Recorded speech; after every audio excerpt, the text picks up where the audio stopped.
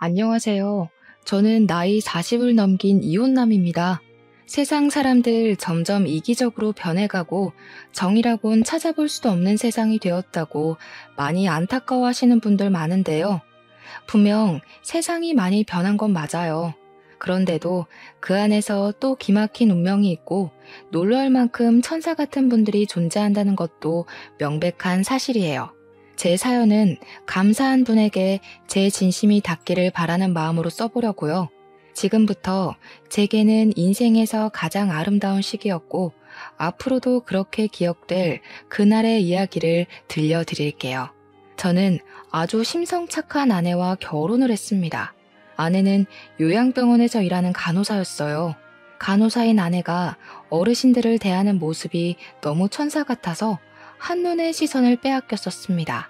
당시 아내가 일하는 요양병원에 아빠가 입원해서 아내를 만나게 되었거든요.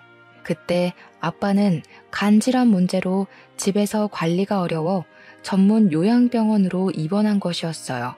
우리 아빠를 아내가 담당했는데 역시 전문가라 그런지 환자를 대하는 솜씨가 유려하고 센스 있더라고요. 게다가 아내는 목소리도 엄청 여리게 보였어요. 저 살면서 그렇게 심성 예쁘고 말씨 곱상한 여자는 처음 봤습니다. 솔직히 첫눈에 반했다고 해도 과언이 아니었네요. 운명인 여자를 보면 아, 저 사람이다 라는 촉이 온다던데 제가 그걸 아내를 보고서 제대로 느꼈습니다. 이대로 아내를 놓치게 된다면 평생 후회를 할 것 같았어요. 그래서 제가 먼저 연락처를 물었습니다. 감사하게도 아내는 저의 관심을 반겨주었어요. 그 뒤로 저희는 연인이 되었는데 당연히 제가 더 많이 좋아했다 보니까 아내를 귀찮게 할 정도로 잘해줬어요. 이것도 해주고 싶고 저것도 해주고 싶은 마음이 제 일상까지 송두리째 흔들어버릴 만큼이었죠. 근데 그게 행복했습니다. 저 때문에 아내가 웃는 모습을 보면 모든 세상이 제 위주로 돌아가는 기분을 느꼈거든요. 겨우 2개월 만났을 뿐인데 저는 평생 아내와 같은 곳을 바라보고 싶었고 평생 아내를 즐겁게 해주고 싶다는 생각이 들었어요. 일은 판단이라는 거 알지만 제가 감정을 참지 못해 아내에게 청혼을 해버렸어요. 아내는 저보다 5살이 어린 여자였는데 저와 달리 당시 20대였거든요. 결혼 정년기보다는 빠른 시기라서 당연히 거절당할 거 알고 청혼을 했었어요. 그런데 놀랍게도 아내가 제 청혼을 받아주더라고요. 그것도 흔쾌히 말이죠. 아내의 쉬운 결정에 오히려 제가 당황하여 아내한테 억지로 청혼 받아주지 않아도 괜찮다고 했어요. 그랬더니 아내가 해주는 말이 정말 예뻤습니다. 우리 같은 생각하는 거 아니었어? 오빠 마음이 곧 내 마음이야. 나도 오빠랑 더 일찍 많은 시간을 같이 보내고 싶어. 분명 제가 청혼을 했는데 도리어 제가 청혼을 받은 기분을 느꼈어요. 그렇게 저랑 아내는 서로의 마음이 맞아서 연인이 된 지 2개월 만에 결혼식을 올렸습니다. 아내는 가족이 없다고 했어요. 그런데도 정말 바르고 씩씩하게 자라온 것 같아서 제가 다 기특했습니다. 저희는 굳이 상견례가 필요 없었기에 우리 집에만 인사를 했던 게 다였어요. 아내는 자신이 가진 것도 없고 고아에다가 직업도 월등하지 않아서 저희 부모님한테 미움받을 걸 두려워하더라고요. 그럴 필요 없다고 해줬어요. 저희 부모님 정말 마음 좋은 분들이거든요. 고아인 아내의 처지를 알고 우리 가족들은 알아서 따뜻하게 대우해줬습니다. 특히 엄마는 저처럼 아내를 기특하게 보았어요. 혼자 장하게 컸다면서 하늘에 계신 사돈이 자랑스럽겠다고 아내의 긴장한 마음을 풀어주기도 했습니다. 아내는 다행히도 저희 가족의 관심을 매 순간 감동하며 우리에게 더 잘했어요. 무엇보다 기뻐하긴 아빠가 제일 기뻐했죠. 아내와 아빠는 간호사대 환자로 더 친하게 지냈습니다. 아내도 일을 하면서 시부 모시는 마음으로 입원 중인 아빠를 세심하게 보필해 주었어요. 아내는 마치 원래 우리 식구였던 것처럼 잘 어울렸습니다. 엄마는 저녁마다 우리를 꼭 불러서 아내를 밥 한 끼 든든하게 먹인 후에 배웅해주고 그랬어요. 아내가 저희 집안 식구가 되자 집안에 햇살이 든 것처럼 행복에 겨운 날들이 늘어갔는데요. 어느 날이었어요. 아무리 가정이 화목하더라도 아빠의 병환이 이유 없이 회복될 순 없잖아요. 아빠는 갈수록 건강이 안 좋아졌어요. 간 공여자가 쉽게 나타나지 않아서 아빠의 수술은 계속 미뤄지고만 있던 상황이었습니다. 그런데 저희가 너무 단기간에 사이가 가까워져서 그런가 어느 날 아내가 파격적인 제안을 해왔는데요.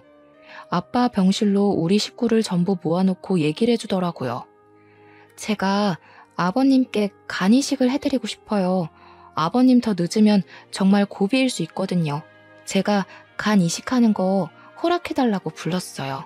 아내의 제안을 듣고 깜짝 놀란 엄마와 저는 당황해서 서로 대답을 눈치 보고 있었어요. 그러다 엄마가 나서서 아내에게 그럴 필요 없다고 거절을 하였습니다. 하지만 아내도 엄마가 거절을 할 것 같았는지 이미 조직검사까지 다 받았다고 고백하더라고요. 안 된다. 우리가 어떻게 남의 집 귀한 딸내미한테 그런 짓을 하겠어. 그건 내가 나중에 사돈 얼굴 볼 낯이 없을 것 같아. 다른 방법이 분명 있을 거다. 꼭 알맞은 공여자가 나타날 거야. 그 알맞은 공여자가 저예요. 저라고 생각해 주세요, 어머님. 아버님부터 살리고 봐야죠. 전 정말 괜찮습니다. 다른 건 생각하지 마시고 지금은 아버님 살리겠다는 생각만 해주세요. 아내는 아빠를 꼭 살리고 싶어 했습니다. 그건 우리 가족 다 마찬가지였어요. 그래서 저랑 엄마는 아내가 강력하게 주장하는 것에 끈질기게 반대를 못했습니다. 아내를 만나기 전까지 저희 집안이 지옥 같긴 했었거든요. 아빠를 위해서 저랑 엄마 둘 다 조직 검사를 했는데 불일치가 나오는 바람에 하루하루 공여자가 나타나기만을 기다리면서 괴로운 시간을 보내고 있었단 말이죠. 그런데 우리 집안 숨통을 트이게 해주겠다고 아내란 은인이 나타나 제안했어요. 심지어 아내는 우리에게 이식을 허락해달라고 부탁까지 하고 있었습니다. 고개를 숙이고 부탁을 해야 하는 입장은 저희 가족이었는데 말이에요. 저희 가족은 아내의 말이 고맙긴 했지만 미안한 마음은 어쩔 수 없이 크게 들었어요. 그러나 결국 아내 덕분에 마음이 놓인 것도 사실이었습니다. 끝내 저희는 아내가 저희에게 부탁했던 것처럼 마찬가지로 이식을 부탁하게 되었어요. 아빠는 아내의 손을 잡으면서 고맙다고 눈물을 흘렸습니다. 세상에 이리 마음이 고운 사람이 또 있을까? 아가, 내 평생 너한테 이 은혜 갚으면서 살 거야. 절대 너의 선한 마음을 잊지 않을 거다. 그렇게 아빠는 아내의 간을 이식받게 되었습니다. 당연하게도 건강을 회복하셨어요. 그날로 우리 식구는 아내에게 고마워서 더 잘했습니다. 저 또한 제 생명의 은인인 아내에게 더 큰 사랑을 느꼈어요.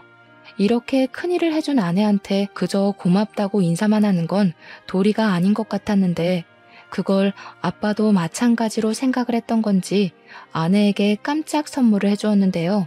아빠가 아내 명의로 오피스텔 하나 장만해 준 거 아니겠습니까? 저희 아빠가 저 어렸을 때부터 한결같이 짠돌이어서 재산을 갖고 있더라도 흥청망청 내놓는 사람이 아니었는데 아빠가 그런 큰 결단을 내렸다는 것에 저랑 엄마는 정말 놀랐어요. 그래도 아내에게 그렇게까지 해주는 게 마땅하다고 금방 인정을 했습니다. 아버님, 저 이러려고 이식해드린 거 아니에요. 이렇게 큰 선물은 너무 부담스러워요. 내 생명을 구해줬는데 이 정도는 아무것도 아니지. 언제든지 필요한 거 있으면 이 시애비한테 다 말하거라. 우리 새아가한테 나가는 돈이면 나 하나도 아깝지가 않아. 아빠가 능청스럽게 아내의 거절을 거절했어요. 아내는 아빠의 고집을 꺾지 못해 어쩔 수 없이 오피스텔을 받았는데 표정에서 미안한 기색이 한가득이었습니다. 저희는 그런 아내가 마음 편히 먹었으면 해서 생명의 대가로 그만한 값어치를 받는 건 충분하다고 다독여 주었어요. 아빠도 건강을 회복했고 더는 흠나올 데 없는 우리 식구를 보면서 저는 왠지 앞으로 더 행복하게 잘 살 수 있을 줄 알았어요. 그런데 당황스럽게도 아빠 이식을 무사히 마친 후 사랑만 가득했던 저희 집안이 차츰 변하기 시작했습니다. 그 원흉이 다름 아닌 아내였어요. 아내 덕분에 집안에 행복이 깃들었다가 아내 때문에 그 행복이 우환으로 변해갔어요. 아빠한테 간 이식을 해준 아내는 건강 회복 때문에 일을 쉬더니 저한테 별다른 말도 없이 갑자기 일을 그만둬 버렸어요. 처음에는 몸이 많이 안 좋나 체력이 딸리나 생각하면서 이해를 하려 했습니다. 그런데 아내가 집에서 인스턴트를 폭풍으로 먹는 걸 보곤 이제 몸이 괜찮아 보이는데도 복직을 안 해서 좀 걱정되었어요. 돈을 안 벌어서 걱정이라는 게 아니라 어딘가 모르게 사람이 변한 것 같아서 걱정이 되었습니다. 좋게 말하면 그간 고아로 고군분투 살면서 한 번도 쉬지 않았던 몸을 이제야 왕창 쉬는구나 라고 볼 수 있겠는데, 나쁘게 말하면 그냥 놀고 먹는 백수꼴로 보였어요. 하지만 무어라 터치하지 않고 이해해줬습니다. 아내가 그간 열심히 살았으니까 결혼하고 가족이란 울타리가 생겨서 안정감이 들어 쉬고 싶겠지 라고 합리화했어요. 근데 저도 사람인지라 한 번씩 아내의 행동에 화가 날 때도 있었는데요. 여보, 많이 바빠? 나 라면 좀 끓여주면 안 돼? 라면 하나 먹고 자면 기분 좋게 잘 수 있을 것 같은데. 나 바쁘잖아. 지금 출근 준비 중이야. 라면 정도는 당신이 해먹을 수 있으면서. 아, 해줘. 나 지금 내일 발라놔서 손을 못 움직여서 그래. 새벽 내내 영화 본다고 아무것도 못 먹었더니 배고프단 말이야. 아내는 밤낮까지 바뀌어서 제가 출근하는 아침까지 깨어 있었다가 제가 퇴근해서 오는 시간에는 잠을 자고 있었어요. 생활 패턴이 이렇게 달라져 버린 것도 제겐 하나의 스트레스였습니다. 그래도 저는 참았죠. 부모님도 아내가 이렇게 지내는 거 알지만 다 이해해 주시거든요. 이해해 줘야 된다고 강요하기도 하시고요. 아내가 저렇게 부탁할 때면 저는 결국 미루고 미루다 끝내 아내에게 라면 하나 끓여주고 출근을 했습니다. 그리고 나중에 귀가하면 제 스트레스는 한층 더 쌓여요. 아내가 아침에 먹은 라면 냄비를 씻지도 않고 그 자리에 그대로 두거든요. 여기저기 돌아다닌 흔적도 그대로 남겨두고 옷이고 속옷이고 전부 바닥에 널어놔요. 집안일도 다 방치해서 그야말로 엉망진창인 집구석이 저의 퇴근을 반기고 있죠. 갈수록 강도가 심해지는 아내의 태도에 정말 턱끝까지 할 말이 차올랐지만 우리 집안의 은인인 아내랑 싸우고 싶지 않았습니다. 아빠 간이식을 해줄 때만 해도 제가 아내를 향해 속으로 다짐했었거든요. 아내가 실수로 사람을 죽였다고 하더라도 그거 내가 다 감싸주겠다고 말이죠. 그만큼 아내에게 고마워서 아내가 뭘 하든 다 보듬어줄 작정이었다는 겁니다. 그래서 아내가 실망스러운 모습을 보일 때마다 그때의 다짐을 수천 번 되뇌며 저 혼자 바깥일, 집안일을 다 하며 지냈어요. 내 아내가 잠깐 방황하고 있는 거라고, 다시 천사 같던 이전의 모습으로 돌아올 거라고 믿으면서 말이에요. 아내는 아빠한테 받은 오피스텔에 세를 주고 있었어요. 그래도 그나마 그건 관리를 잘하는 것 같았습니다. 유일하게 그 오피스텔 관리만이 아내를 움직이게 했어요. 입주민이 민원을 넣으면 해결해 주려고 외출을 했거든요. 그때만이 그나마 멀쩡한 사람이 되는 아내에게 저는 차비하라고 용돈 2, 3만 원씩 쥐어주기도 했어요.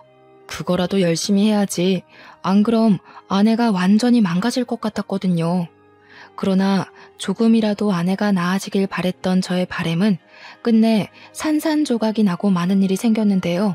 어느 날 엄마한테 전화 오길래 받았더니 엄마가 당황스러운 소리를 하시더라고요. 며느리가 갑자기 전화 와서는 차 한 대만 해달라고 그랬다니까. 그걸 아빠가 해줬어. 경차는 또 창피해서 싫다고 기어코 세단 하나 뽑았다. 돈이 얼마나 들은 줄 아니? 너네 아빠도 그만한 차는 타본 적이 없는데 내가 어디 말할 데도 없고 그건 좀 그렇더라. 뭐라고요? 아내가 차를 뽑아달라 했다뇨. 저한테는 그런 말 없었는데요. 그럼 아내가 지금 차를 갖고 있다는 말이에요? 그래, 한 일주일 됐나? 어쩐지 네가 말이 없어서 전화해봤더니 모르고 있었구나. 나는 설마 너도 허락한 사실인가 싶어서 더 말 못하고 있었잖아. 그럴 리가요. 저도 처음 듣는 사실이라 당황스럽네요.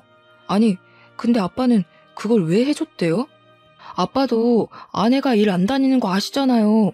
왜 해줬겠니? 그놈의 은인이니까 그렇지 뭐. 네 아빠가 예전에 그런 말 했잖아. 며느리가 부탁하는 거면 다 들어주겠다고.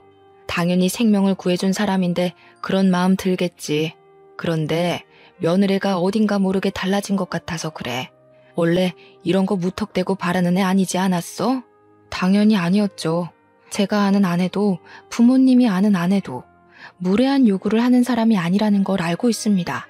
그런데 이렇게까지 변할 수도 있는 걸까요? 부모님도 저와 마찬가지로 혼란을 느꼈나 봅니다. 아내가 간이식을 해줘서 우리 아빠를 살려준 건 고마운 일이지만 그걸 빌미로 먼저 나서서 차를 요구했다는 건 무례라고 표현해도 되지 않나요?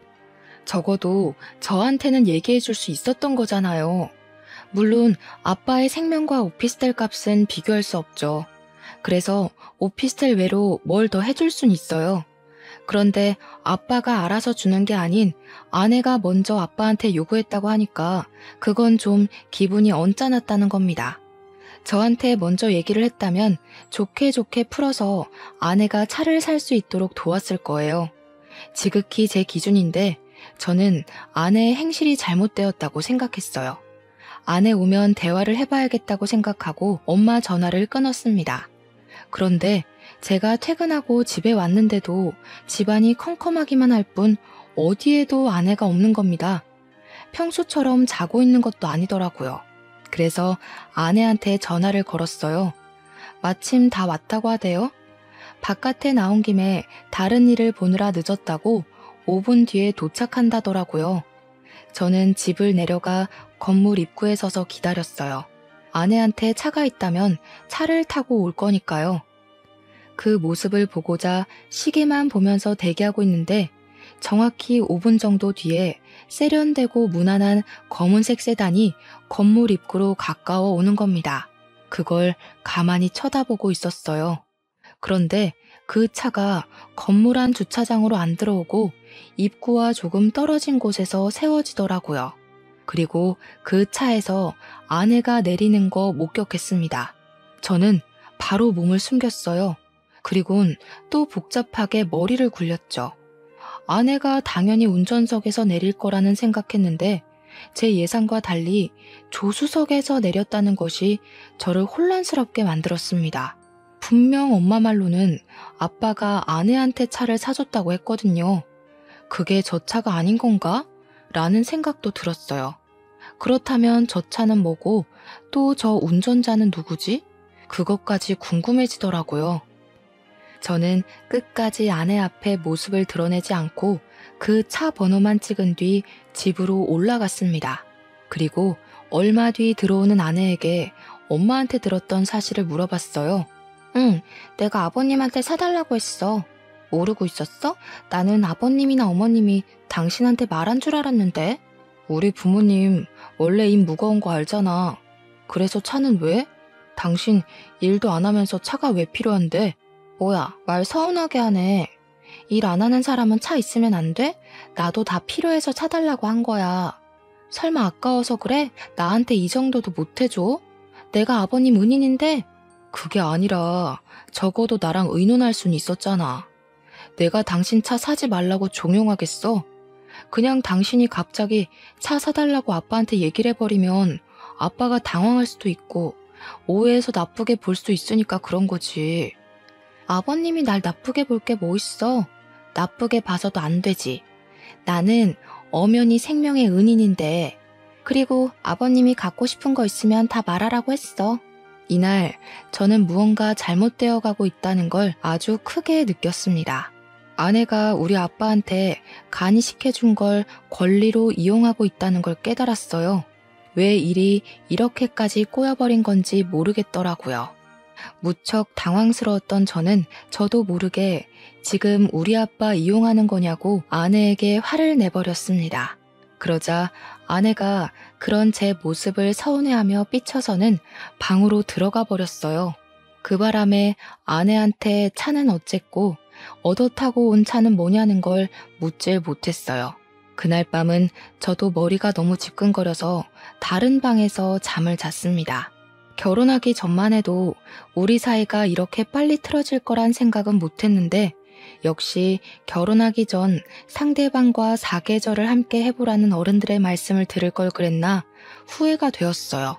간호사로서 어르신들을 대하는 아내의 천사 같은 모습이 결코 거짓으로 보이지 않았거든요. 제가 사람을 제대로 알아보지 못해서 이렇게 되어버렸다는 건 누굴 탓할 수도 없는 노릇이라 더 괴로웠던 것 같네요. 그날 이후 저는 아내에 대한 신뢰를 완전히 잃어버렸어요. 그래서 며칠 뒤에 또 입주민 민원을 해결하러 간다는 아내의 뒤를 밟았습니다. 일부러 회사의 연차도 양해를 구하고 당일에 급하게 냈죠. 아프다고 거짓말해서 연차를 낸 거지만 제게는 아내를 미행하는 것이 실제 제 목숨이 달린 문제와도 같았기 때문에 어쩔 수 없었어요. 저는 미리 차에 올라탔고 아내는 아파트 건물을 좀 나가더니 지난번에 본 그 검정 세단에 올라탔습니다. 또 조수석이었죠. 제가 지난날 사진으로 찍어놨던 차 번호랑 비교를 해봤더니 똑같은 차더라고요. 그 길로 저는 작정하고 그들 뒤를 밟기 시작했어요. 그렇게 그 세단이 도착한 곳은 당황스럽게도 제가 아는 곳이었습니다. 그건 바로 아빠가 아내에게 선물로 준 오피스텔이 있는 건물이었죠. 이미 그때부터 설마 싶은 의심이 들었어요. 그들이 주차하길래 내리지 않고 지켜만 봤는데 운전석에서 웬 남자가 내리더라고요. 의심으로 가득 차올랐던 제 마음은 그 남자를 보자마자 끝내 폭발해버렸어요. 아내가 그간 바람 피우면서 놀고 먹었다는 사실을 눈앞에서 확인해버린 셈이잖아요. 정말 살이 떨렸고 화가 나서 핸들 잡고 있던 손에도 힘이 잔뜩 들어갔습니다. 그동안 아내를 어떻게 이해해보고자 노력했던 제 자신이 초라하게 느껴진 순간이었어요. 피가 거꾸로 솟는 느낌이었던 저는 차에서 내려 끝까지 그들 뒤를 쫓았습니다. 결정적인 장면을 제 두 눈에 담고 아내가 빠져나갈 구멍이 없도록 몰아붙일 생각이었거든요. 저는 그들 뒤를 따르며 내내 동영상을 찍었어요. 그리고 엘리베이터 층수 멈추는 곳이 어딘가 지켜봤죠. 역시나 아빠가 준 오피스텔 호수라는 걸 알고서 아내와 이혼을 결심했습니다. 아내가 외간 남자랑 같이 차를 타고 주기적으로 만나고 오피스텔을 사이좋게 같이 올라갔다면 그 남자가 거기 살고 있을 수도 있는 거잖아요. 아내랑 같이 두 집 살림하고 있을 수도 있고요. 저는 마지막 결판을 내기 위해서 떨리는 가슴을 안고 뒤따라 엘리베이터 탔어요. 제가 알고 있는 그 호수 앞에 섰습니다. 모든 걸 끝낼 마음을 먹었더니 그간 짧았던 결혼 생활이 필름처럼 지나가서 속상했어요. 그래서 저를 이렇게 만든 아내를 더 용서할 수 없었습니다. 망설임을 관두고 바로 초인종 눌렀어요. 그런데 안에서 반응이 없더라고요. 혹시나 인터폰으로 확인이라도 할까봐 저는 일부러 인터폰 안 보이는 곳에 서 있었습니다. 얼마 뒤 문이 조심스레 열렸고 누군가가 얼굴을 내밀었는데 예상대로 운전석에서 내렸던 그 남자더군요. 저는 바로 그 남자를 밀치고 안으로 들어갔어요. 안에서 아내를 발견했습니다. 그 순간 실망은 절망이 되었고 직접 마주보니 분노를 더 참기 힘들었어요. 주위에는 아내 것으로 보이는 옷, 속옷, 장신구, 개인용품 등등이 보였습니다. 제가 주위를 쭉 둘러보다가 황당해서 헛웃음 터뜨리니 아내가 당황함을 감추지 못하고 말했어요. 여보가 여길 어떻게 왔어? 설마 내 뒤밟은 거야? 이 상황에 그게 중요하니? 지금 이게 뭐 하는 짓이야? 여태 우리 아빠가 사준 집에서 딴 놈이랑 살림 차리고 있었던 거야? 아무리 개념이 없어도 그렇지 어떻게 아빠가 사준 집에서 바람을 피워? 아니, 그게 아니야. 당신이 오해한 거야. 우리 이상한 사이 아니고 그냥 친구야. 옛날부터 가까이 지냈던 친구. 친구 같은 소리 하네. 네가 무슨 변명을 대도 내 눈으로 직접 본 걸 설득시키진 못해. 이렇게 증거가 수두룩빽빽한데 어떤 멍청이가 그딴 해명에 속겠어. 내가 당신 많이 좋아했다고 이런 것도 눈 감아줄 거라 생각했던 거야? 사람을 기만해도 정도가 있어야지. 네가 우리 아빠를 살렸다고 해서 내가 네 불륜을 이해할 필요는 없는 거잖아. 더는 못 참아주겠다. 그만 이혼하자. 이혼하자는 제 말에 아내는 갑자기 울음을 터뜨리면서 저를 붙잡았습니다. 그 손길마저 싫어서 저는 아내를 강하게 뿌리쳤어요. 그랬더니 아내가 힘없이 넘어져 버리더라고요. 더 이상 저랑 상관없는 사람이니 아내가 어떻게 되든 신경 안 쓰고 나가려 했습니다. 그런데 갑자기 상간남이 나서서 제 멱살을 잡더라고요. 어떻게 여자를 때려요? 우리 누나가 그런 거 아니라잖아요. 적어도 사람이 하는 말은 들어보고 판단을 해야 될 거 아닙니까? 이 정신 나간 놈이 뭐라는 거야? 상황 파악 안 돼요? 그쪽이 지금 무슨 짓에 가담한지 모릅니까? 남의 가정 망쳐놓은 주제에 정의로운 척하지 마세요. 그래봤자 상간자 새끼인 건 똑같으니까. 저는 상간남을 뿌리치고 현관으로 갔어요. 그런데 문고리를 잡고 열자마자 뒤에서 상간남이 누나 하면서 소리를 치더라고요. 무슨 쇼를 보여주려고 그러나 싶어 돌아봤는데 아내가 기절해 있는 겁니다. 살짝 당황하긴 했지만 결국 쇼한다고 생각했어요. 제가 이미 눈으로 확인한 게 있는데 그들 상황극에 넘어가 줄 리 없잖아요. 무시하고 나오려고 했는데 그 순간 상간남이 서럽게 울면서 119까지 신고를 하더라고요. 그제야 당황한 저는 속는 셈 치고 다시 아내에게 가봤습니다. 제대로 확인한 아내는 정말 의식 없는 모습이었어요. 코피까지 흐르고 있더라고요. 깜짝 놀라서 얼른 아내를 끌어안았어요. 정신 차려보라고 흔들었는데도 아내는 마치 죽은 사람처럼 늘어져 있었고 감은 눈 사이로 흰자만 보였습니다. 상간남이 신고한 119가 뒤늦게 도착하고 저는 보호자 자격으로 급히 구급차를 같이 올라탔어요. 그런데 상간남도 따라오더라고요.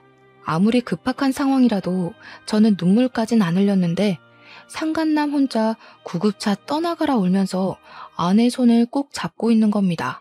구급차에서 내리고 응급실로 향할 때까지 상간남이 아내 곁을 못 떠났어요.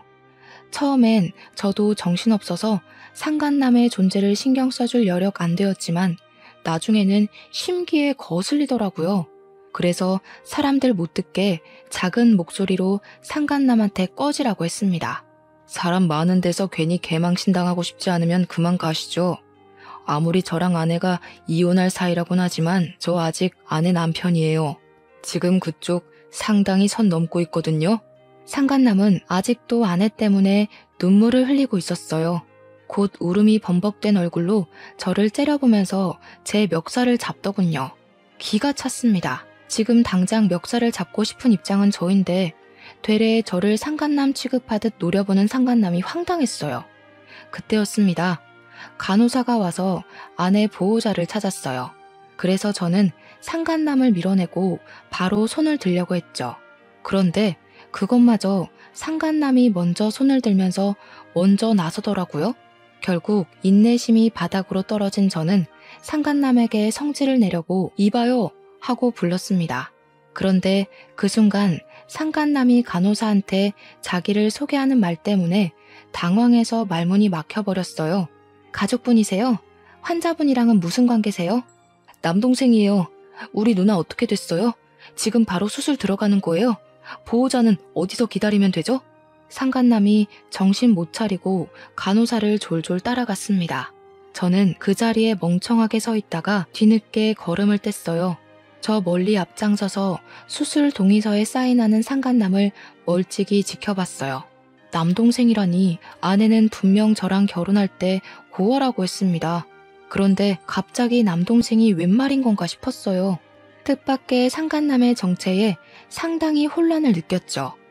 상간남 말이 거짓말일 수도 없는 게 수술 동의서 때문에 가족관계 조회가 가능한가 보더라고요.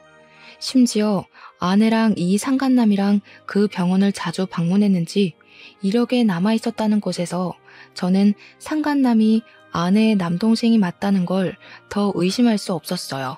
아내는 남동생이 동의해주는 덕에 수술에 들어갔습니다.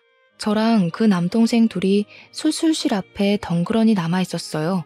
저는 겨우 눈물을 그친 그 남동생을 물끄러미 쳐다봤어요. 무슨 말을 어떻게 물어야 할지 고민하느라 쉽게 질문하지 못했습니다.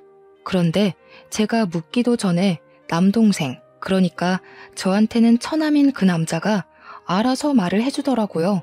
속이려고 그런 건 아닌데 죄송합니다. 누나가 말하지 말래서 말 못했어요. 사실 우리 누나가 좀 많이 아파요. 누나가 직접 말할 때까지 기다리려고 했는데 이건 좀 아닌 것 같아서 말씀드리려고요.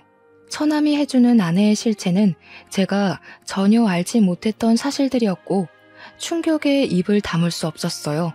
알고 보니 아내가 혈관 질환이 있어서 1년의 시한부 선고를 받은 상태였더라고요. 아내는 저를 만난 시점에 선고를 받았고 곧 죽음을 앞두었던지라 삶의 의지가 없었는데 저를 만나고 세상이 바뀌었다고 했대요. 저를 많이 사랑했고 사랑하는 사람을 통해 두근거림도 느꼈고 또 그로 인해 다시 사는 기분을 느껴서 좋았다고 했다는 겁니다. 제가 청혼했을 때 아내는 그 청혼을 받아주고 나서도 혼자 고민을 많이 했었대요. 그때 처남이 아내의 고민을 많이 들어줬다고 하더라고요. 끝내 청혼을 거절하지 못했던 건 아내가 마지막 이기심을 발휘했던 거랍니다. 아내가 죽기 전 행복한 기억 하나 정도는 갖고 가고 싶어서 끝내 저한테 병이 있다는 고백을 못하고 결혼을 진행했다네요. 그렇게 결혼을 하고 난 후도 아내는 마음이 편치 않았다고 했어요. 신혼 시작부터 아내 마음엔 이미 죄책감이 자리 잡고 있었고 아내는 그 때문에 아빠에게 흔쾌히 간 이식을 해줬던 거라고 했어요. 어차피 1년 후면 죽을 몸이니 간 떼어주는 것이 무섭지도 않았다고 해요. 그 뒤로도 아내는 우리 가족들 몰래 속으로 죄책감을 키워갔는데 우리 가족이 날이 갈수록 과한 사랑을 주자 불안하기까지 했다고 했어요. 아내는 갈수록 커져가는 행복감에 나중에 우리 가족한테 사실을 밝혀서 실망을 안겨주는 것이 너무 무서웠답니다. 병환을 속이고 결혼했다는 것에 실망할 가족들의 얼굴을 차마 마주할 용기가 없던 아내는 결국 선택한 방법이 죽기 전에 저한테 이혼을 당하는 거였다고 했어요. 그래서 그렇게 갑자기 막장으로 살기 시작했던 거였죠. 처남을 이용해 불륜을 연기하면서까지 말입니다. 처남이 오피스텔에서 지냈던 것도 불륜을 가장하기 위한 그림이기도 했지만 월세에 전전하며 취업 준비로 생활고에 시달리던 처남을 위해 아내가 몰래 그곳에 살도록 해준 이유가 크더라고요. 차까지는 받아낼 생각이 없었다고 했는데 제가 이혼하자는 말을 도통 안 해서 아내는 결국 식구들에게 상처를 더 줄 수밖에 없었다며 그 차는 처남에게 줬다고 했어요. 아내는 진짜 차를 탈 생각은 없었고 식구들에게 인정머리 없는 모습을 보여주려고 했던 건데 저희 아빠가 아내한테 진짜 차를 사줘서 아내가 좀 당황했다고 하더라고요. 차 명의는 처남한테 돌리지 않고 아내 앞으로 되어 있다네요. 어차피 아내가 죽으면 다 저한테 돌아갈 재산이니 일부러 처남 앞으로 돌린 명의는 없다고 했어요. 그 사이 다행히도 처남은 편하게 공부해서 편하게 취업했다고 하는 겁니다. 처남에게 모든 사실을 들은 저는 그대로 주저앉아 버렸어요. 믿기 힘든 사실이 전부 진실이라서 숨이 턱 막히는 기분이었어요. 그런 줄도 모르고 아내를 밀쳐서 다치게 한 것이 너무 마음에 걸렸습니다. 너무 미안했어요. 수술을 무사히 끝내고 나온 아내는 다행히도 한 고비를 넘겼다고 했습니다. 한참 호흡기에 의지해 잠을 자고 있다가 뒤늦게 의식을 찾았어요. 아내 손만 잡고 깨어나길 기다리고 있었던 저는 벌떡 일어나 아내를 살폈어요. 그리고 서름이 북받쳐 올라서 아내에게 목청을 높여버렸습니다. 대체 왜 그랬어? 그냥 솔직하게 말하지. 내가 당신 병 있다고 하면 미워할 거라 생각했어. 어떻게 사람을 이렇게까지 바보로 만들어? 미안해. 내가 사실대로 말해줘도 당신이 나를 미워하지 않을 거란 거 알아. 그래서 더 고지곳대로 말 못하겠더라고. 당신이 나를 끝까지 좋아해 줄 걸 아니까. 당신만 두고 가야 할 때 내가 너무 무서울 것 같았어. 나 때문에 당신 마음이 많이 괴로울 테니까. 난 당신한테 짐이 되고 싶지 않아. 내가 아무것도 모르는 게 더 괴로운 일이야. 처남이 나한테 끝까지 비밀로 할 거란 건 믿었어? 내가 언젠간 알게 될 거라고 생각 안 했어. 그럼 그때 나는 어떻게 되는데 당신한테 용서도 못 빌고 반성도 못하고 후회만 하다가 당신 앞에 죄인으로만 남았겠지. 나는 당신한테 죄인이 아니라 남편으로 끝까지 남고 싶다고. 제 원망에 아내는 눈물을 흘리면서 웃었습니다. 이미 저 덕분에 충분히 행복했다고, 단 한 번도 죄인이라 생각해 본 적 없고 눈 감는 그 순간까지 남편이라 생각하려 했다고 하더라고요. 내가 남편 하나는 정말 잘 만났다. 살면서 가장 행복했던 것 같아. 당신 덕분이야. 행복하게 해줘서 고마워. 작별 인사하듯 말하지 마. 나 당신 보낸다고 한 적 없어. 몸이 많이 안 좋은 거야? 요즘은 시한부 선고 그거 믿을 거 못 돼. 시한부 받고도 훨씬 더 오래 사는 사람들 얼마나 많은데. 옆에서 처남이 대신 말해주길 돈이 없어서 치료할 시기를 놓치는 바람에 몸이 더 망가졌다는 얘기를 했어요. 그것마저 제 탓 같아서 너무 후회스럽더라고요. 제가 아내를 더 빨리 알았다면 아내가 이렇게 병환으로 고생하지 않아도 되었을 텐데. 이미 늦었다는 거 알지만 그래도 저는 최선을 다해보고 싶었습니다. 그래서 그날 이후 아내 병간호를 꼬박꼬박하며 아내 병원에 대해 빠삭하게 공부를 했어요. 그 사이 어쩔 수 없이 이 사정을 우리 식구까지 다 알게 되었습니다. 엄마는 어느 순간부터 아내를 좀 안 좋게 생각하고 있었는데 저한테 모든 사실을 설명 듣고 나서 제일 많이 눈물을 흘리셨어요. 부모님 두 분은 병원까지 직접 찾아와서 아내를 딸처럼 보필하고 챙겨주었습니다. 저랑 처남이랑 같이 아내를 책임져 주셨죠. 당연히 병원비는 저희 부모님이 부담을 해주셨고요. 그걸로 처남이 감사하다고 저희 부모님과 저에게 고개를 숙이는데 부모님이 아들 하나 더 있는 것처럼 처남을 안아주면서 고생 많았다고 다독여줬어요. 그러자 처남이 아내가 쓰러졌을 때처럼 눈물을 뚝뚝 흘리더라고요. 아휴, 이 가여운 남매가 어디 또 있을까. 얼마나 고생이 많았어. 그래도 둘이 의지하면서 참 잘 컸다.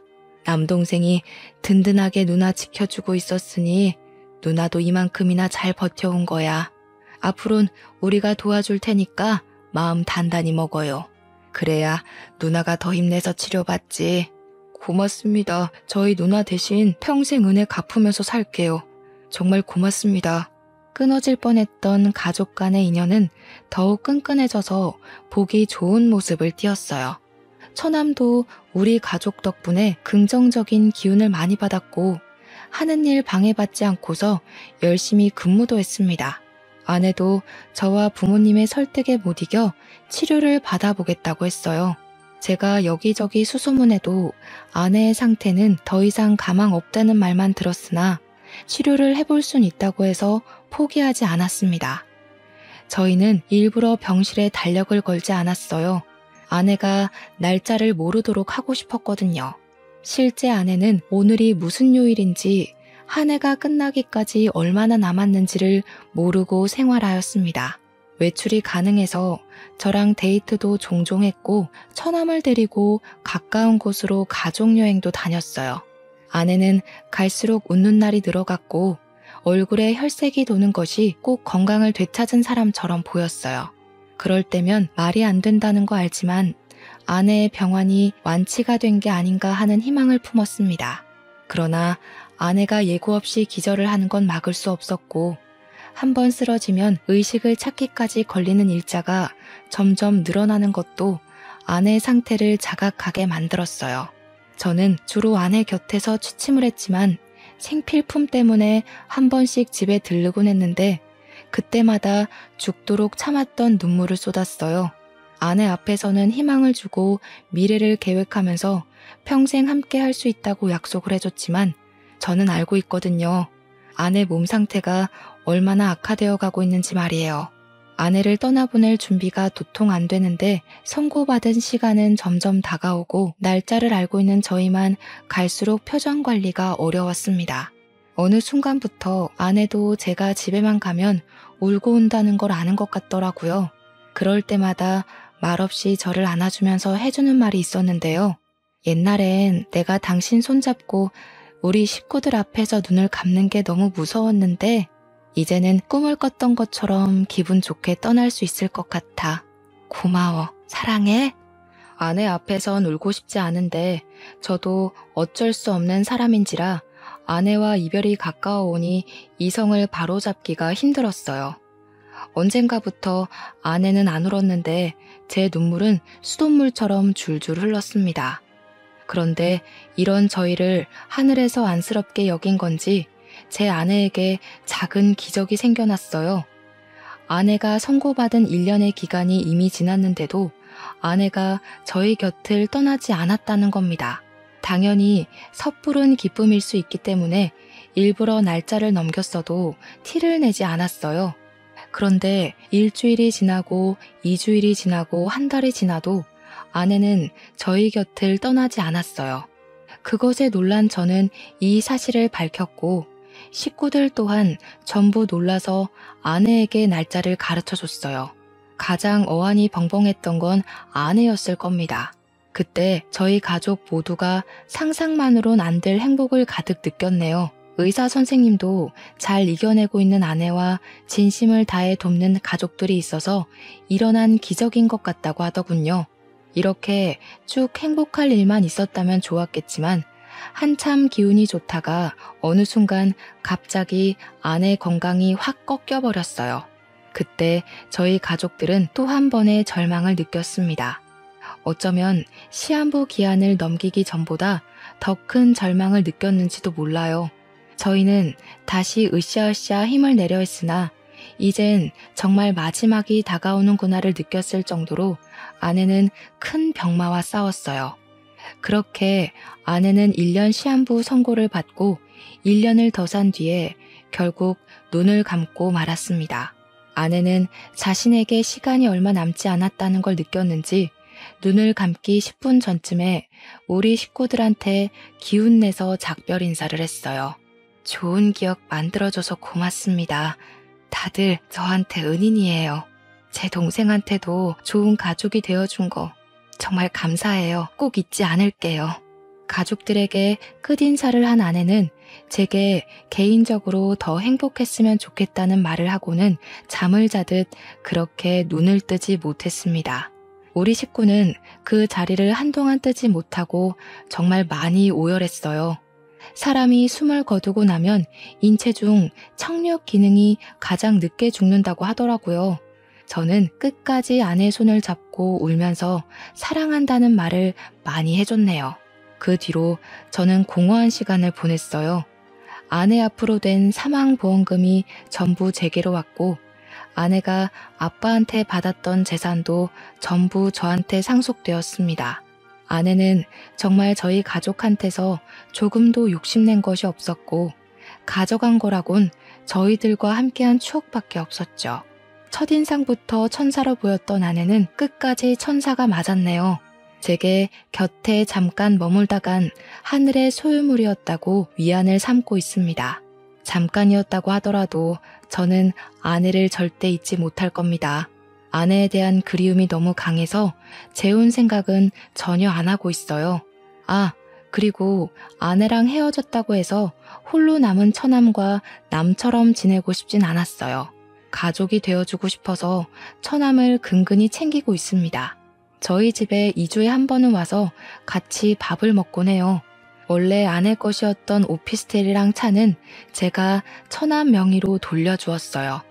아픈 아내를 보필하면서 홀로 마음고생 많았을 처남이 앞으로는 돈 때문에 소중한 걸 잃지 않고 잘 살았으면 싶었거든요.